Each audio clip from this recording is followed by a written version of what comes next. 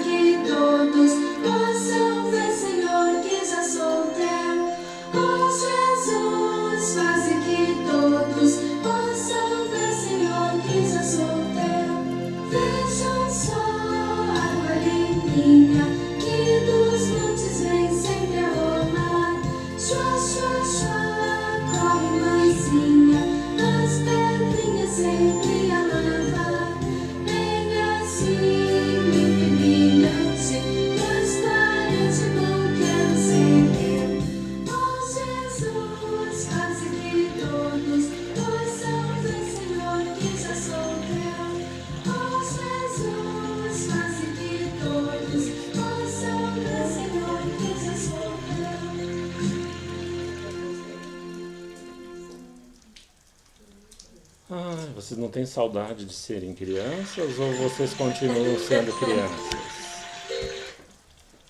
Sinceramente, espero que continuemos sendo as crianças. Se não nas responsabilidades que temos, mas nas realizações que ora empreendemos. Ou seja, que tenhamos pureza no nosso olhar, justiça no nosso analisar, perdão desinteressado a quem quer que seja. Isso é ser criança no reino de Deus. É mantermos-nos à altura do amor que recebemos do nosso Pai. E no Evangelho desta noite, neste capítulo, tratamos dos benefícios auridos por todos aqueles que fazemos a vontade de nosso Pai. na prática dos seus desígnios de amor para a construção de uma sociedade mais fraterna e justa, que é a vivência dos princípios da caridade ou do fundamento para a existência humana, que é que Jesus e os Espíritos trazem sem nenhum retoque à vontade de Deus, da necessidade de todos nós vivermos a prática da caridade incondicional para com todos aqueles que estão num período, podemos assim dizer, de má sorte, de dificuldade, de dores, de lamentação. Naturalmente, pelas condições de excesso que hoje usufruímos na Terra, entendemos sempre, quando fala-se em caridade, sempre lembramos da esmola. Esmola não é caridade. Esmola talvez seja o salário para adquirirmos um conforto momentâneo para as nossas consciências. Certa vez, num grupo de estudo, alguns dos componentes estavam inquietos. Na sociedade que eu participava, sempre havia muitos mendigos à porta. E aquilo incomodava a todos, inclusive a direção.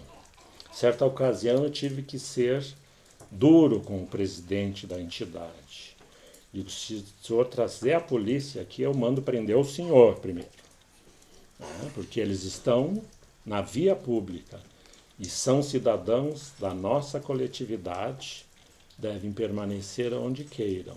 Talvez não desejem estar nessa condição de subhumanidade, onde necessitam expor as suas fragilidades a nós, que temos muito, e quando lhe damos aquilo que nos sobra. Isso não é caridade. Isso é esmola, e talvez o termo correto seja a paga para o sossego. Como a paga para o sossego? Se alguém que interpela-nos e pede o pão, livramo-nos depressa, dando o pão ou a moeda.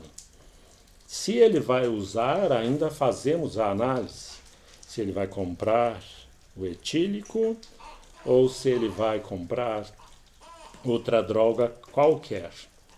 E já começamos a exercitar mal atributos preciosos da nossa alma.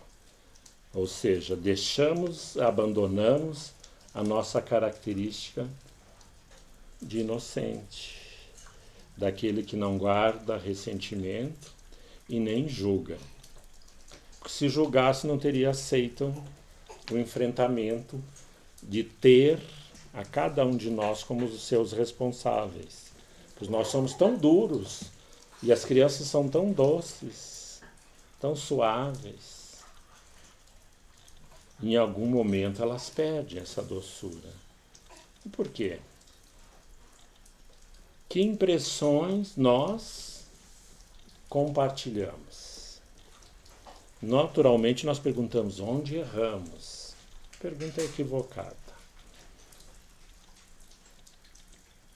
O que nós compartilhamos? O que nós fizemos daqueles que estão sob nossa responsabilidade? Daí a gente vê que, quando necessitamos levar a um postinho para receber a vacina, nós não duvidamos. E na questão da sua espiritualidade, como nós tratamos essa relação? Então o Evangelho nos aponta. Hoje eu fiquei lendo as lições para entender e ver, porque naturalmente quando a gente fala da beneficência, o que contribui para nós a vivência da caridade, como propõe Jesus, como propõem todos os espíritos amorosos, e como muitos já vivenciaram e exemplificaram na Terra. Sempre citamos N entidades, pelo grau de conhecimentos.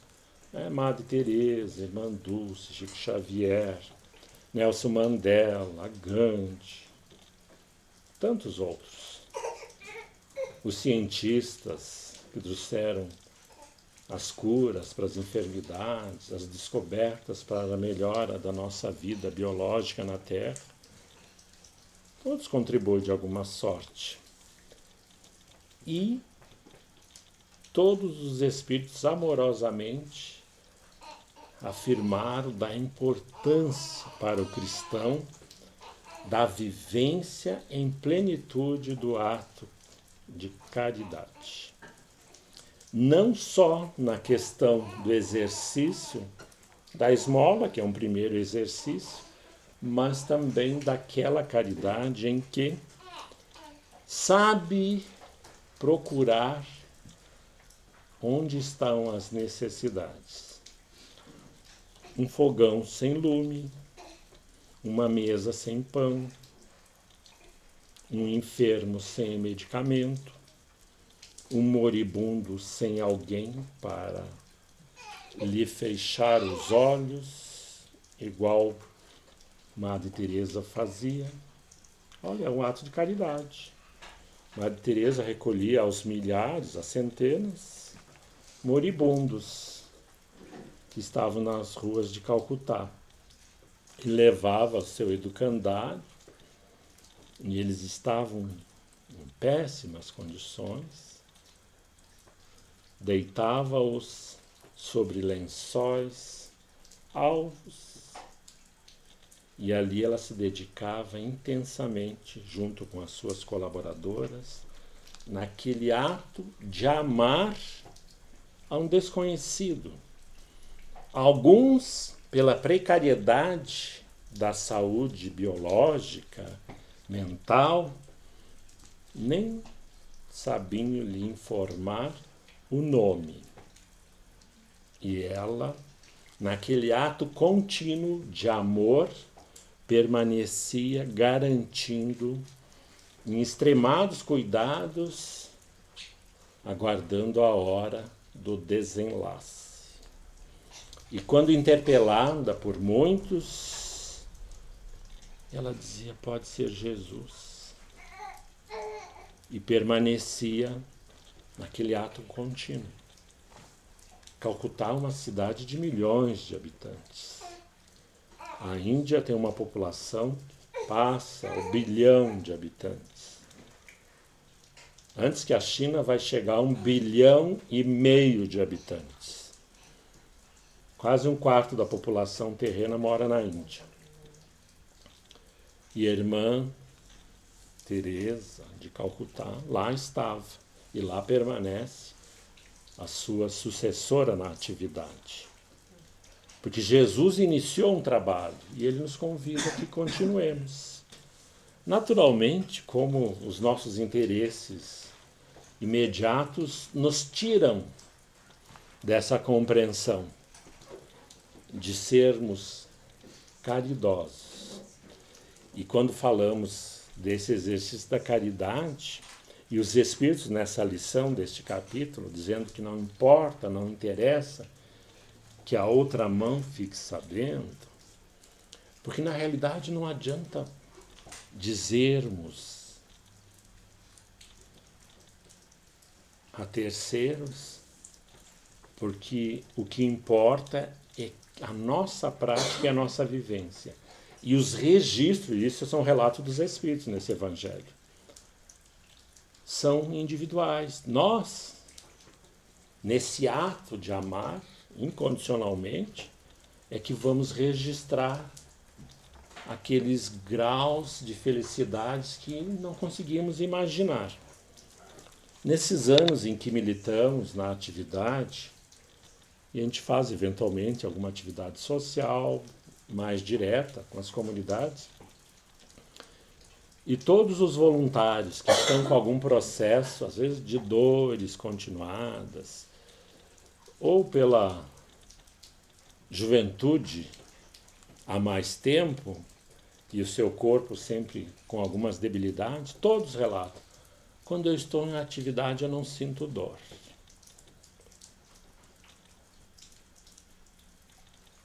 Renunciar a si mesmo estabelece uma paz que nós não vamos encontrar em nenhum remédio. Porque é benefício próprio. E os espíritos ainda afirmam nesse capítulo que toda atitude de amor em direção ao semelhante está sendo anotado. E que nós ainda não conseguimos conceber as alegrias que aguardam a quem de nós consiga praticar. E eu não estou falando mais da caridade material, estamos falando das nossas relações com os nossos filhos, com os nossos pares, com os nossos colegas de trabalho, com a nossa comunidade, conosco mesmo. Porque hoje é o tempo de não ter tempo. Todos nós não temos tempo.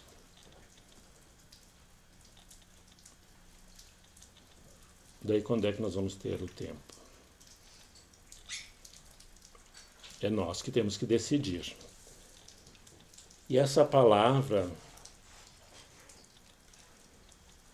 sintetiza todas as virtudes que possamos ou que venhamos a ter.